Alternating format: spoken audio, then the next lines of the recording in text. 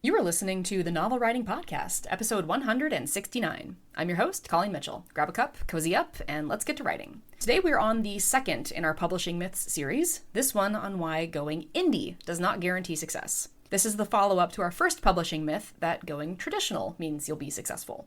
To start, please remember that neither publishing path guarantees success. While self-publishing has yawned wide open for authors over the last decade, and it's easier than ever to be an indie author now, that ease has also created a false sense of confidence that just because it's easy to publish, now it's easy to be a successful author. And that, my friends, is not true. It has never been true.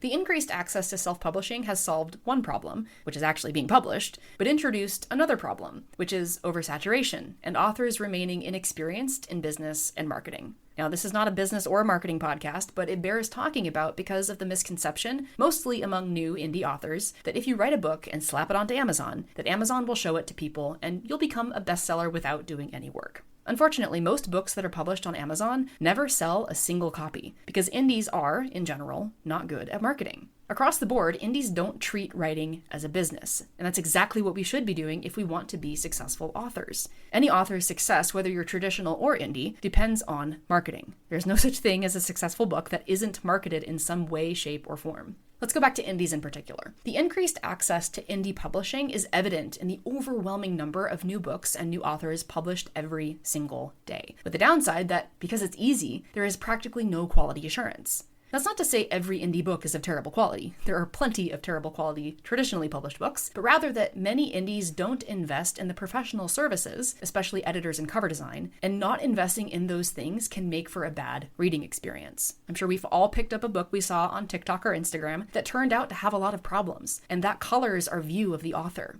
I want to be very, very clear that I am not saying your book is terrible if you don't get it professionally edited or if you don't get a good cover design. That is not what I'm saying at all. What I am saying is that books which are not professionally edited are at risk of not engaging readers enough to support a healthy read-through rate, and that's at the core of being a successful author. But I get it, indie can be expensive. There are certainly ways to DIY things, but there are also things that, if you DIY them, will hurt your chances of success. My personal opinion is that writers should avoid publishing with zero financial investment, because quality plus quantity is what creates long-term success, not quantity alone. We should also be invested in writing quality books, and for most authors, that takes time. And that can be frustrating, especially if you're a slow writer like me. It's been said that if you want to go fast, go alone. But if you want to go far, go together. Whether that's together with a trusted editor, or a killer cover artist, or an accountability group like ours, indie publishing is not 100% independent, and it really shouldn't be. The acknowledgement section in your end matter isn't there to be blank. It's there to acknowledge the absolute village it takes to get a good book into the hands of readers who will stay with you through every launch. No matter which path you choose, indie or traditional, or somewhere in between, remember that there is no such thing as free success.